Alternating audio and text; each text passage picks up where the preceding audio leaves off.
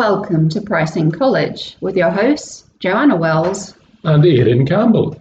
In today's episode, we want to play a thought experiment. You've just made the decision as a company to employ your first pricing professional.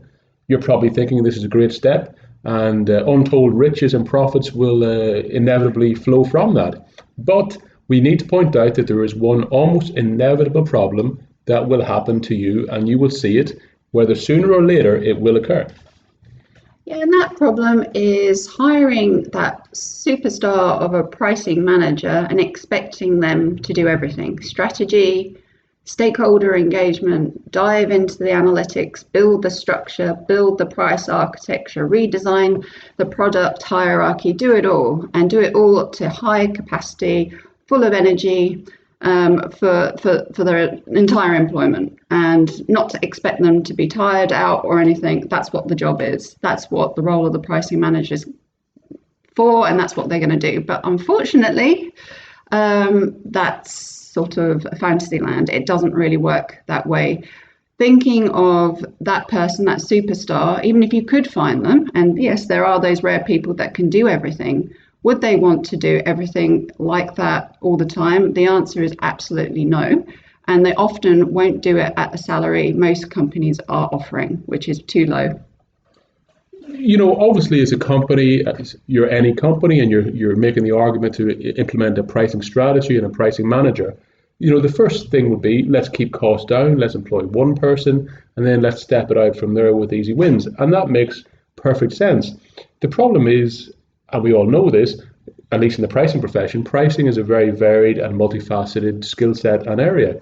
It covers stakeholder engagement, strategizing, building systems, using computer programs, working with sales teams, getting buy-in from ops. It's basically involved in every function of the business. I haven't even touched on marketing and the commercial aspects and working with finance. So you really want somebody who is competent and capable to drive that, to implement it, and to be an expert and champion for change. But at the same time, you want them actually to do the number crunching also. And with that, there will be an inevitable tension. And the tension, we're not arguing that the tension's wrong. And, it's great to have that tension. Tension creates, energy, creativity and thought. And, the pricing manager role is varied, and we're not saying it's not, and it does range somewhat, but it's the expectation that they do this role on their own for a long period of time. It's unsustainable. They'll actually get burnt out. And really, it's a margin risk, really, because if you've got huge amounts of revenue, you've got like 500 mil that they're to look after, you want to make sure that you've got the right support, the resources to ensure and protect margins, and also that you've got your eye out on the market to find new revenue and margin potential. Now, even the best of us won't be able to do everything all at once. And this is why ultimately you need a team, and a team that complements each other. So yes, a pricing manager should oversee a lot of areas. They should have competency in a lot of these areas, on all of areas, so they can identify quickly any of the mistakes and correct them, but they shouldn't be doing everything. And this is why they need to hire correctly, get the right analysts, support to look at the analytics, maybe a different type of business partner to do some of the stakeholder engagement, because there's a lot of, across the business vertical stakeholder engagement piece, especially for large price change and price improvement projects. And then the pricing manager can run all of this and oversee it, and then consider all the options and make those options and present them to the executive team and the board. I really think it's vitally important when you're implementing a pricing project, and we've been through this process many, many times. Companies are aware, they've got sign-off from their internal process that they want a pricing professional, but they haven't, and they've scoped out what this role will do. There's a number of issues with that. Firstly, the people scoping out the role actually do not work in pricing, so they don't really know what this person really will do, because if they did, they would have done it already, and they don't know the issues and tensions that would be involved. Secondly, when they're not scoping it out, the person they're describing probably doesn't really exist.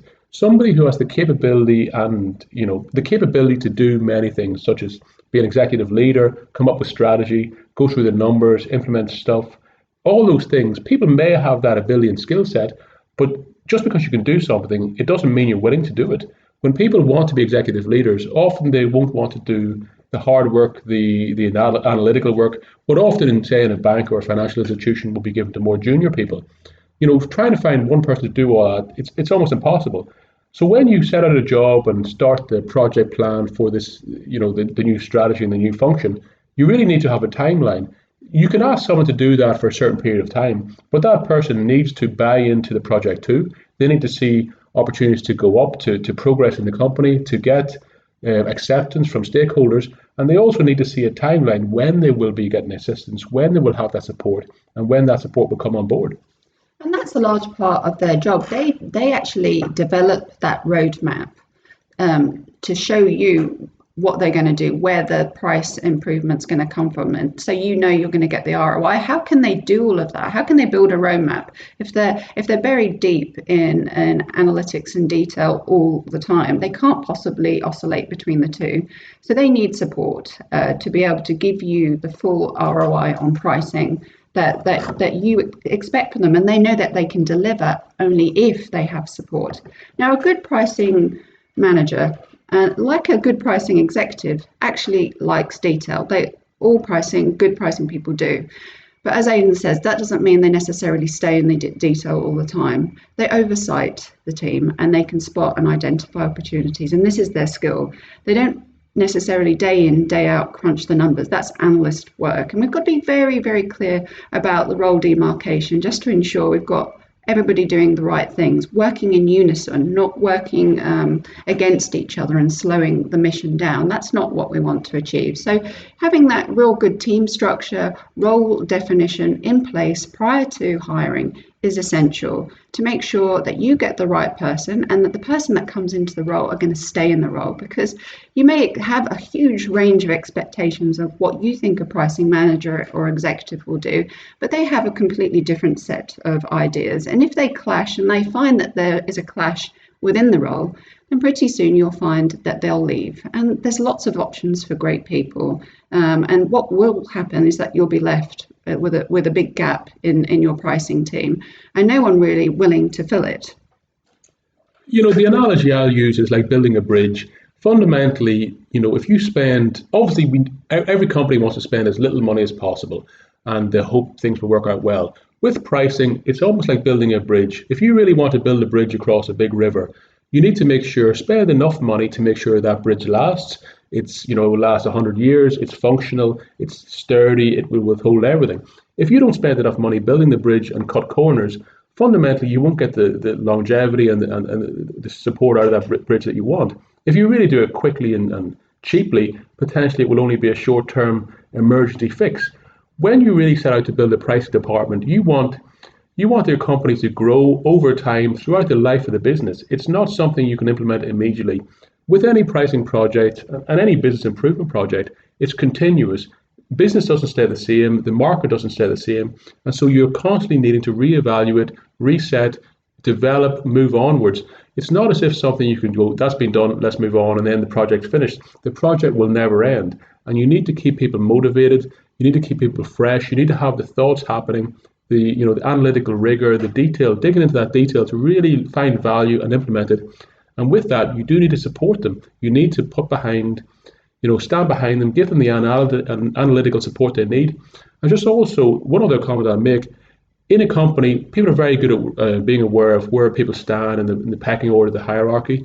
If someone's a GM or an operational manager and they're talking to a pricing manager, if that pricing manager has to go back and then do all their own number crunching, to some extent it will undermine them a little bit. So there is a status aspect in all aspects of human relations, and specifically in business. So that status, ask yourself the question: where is your pricing department? Where is it positioned? How do we see them? Where are they seen in the echelons of the company? Really, with all of this, we're trying to say, do you want to set your new pricing team or your existing pricing team up for success, or have you actually, in fact, set them up for failure? Think about those scenarios. Think about where they are. Are they delivering the results that you want them to deliver? And if they're not, just ask yourself: is this because the role, the accountabilities, the structure? There's something wrong with that. We're actually holding them back in some way? Is there something we could do to improve that? Because often there's a lot of clues in just that area. Ask your pricing manager, are they feeling overworked? What is it that's on their plate that's not making them or stopping them from delivering the results that even they want to achieve? Because all good pricing managers want to add value. They do not want to be a cost center. And sometimes the very issues that are holding them back are holding the business back. So it's having that open, frank conversation, asking the question, and being prepared to listen to that and change and adjust the team structure. Because often, that will create huge benefits in the short term.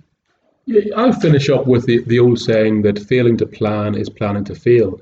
And the return, we always talk about return on investment. If you do not resource your team and your people enough, the return on investment will inevitably be zero. You will not get a return. You will not get results. Getting results from a pricing transformation is not a guarantee. It's only a guarantee and highly likely if you do it correctly, resource it correctly. It's like a football team. If you don't train, you're not going to win games. And that's fundamentally it for me. Yeah, me too. It makes complete sense, like why people are risk averse. It's an area that a lot of leaders, executives have got functional expertise in different areas. Pricing may be a new area, especially customer focused pricing. That's where the market's moving. Pricing is evolving very quickly. So a lot of people get a little bit risk averse when it comes to building the team and hiring somebody. So look, if you don't know, ask the questions.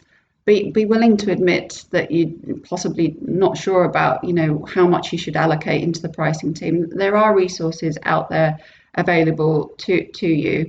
And the best start is to diagnose the issues and work around your commercial requirements, just to ensure that everybody's working to the same tune. Anyway, that's enough for me. Thanks a lot.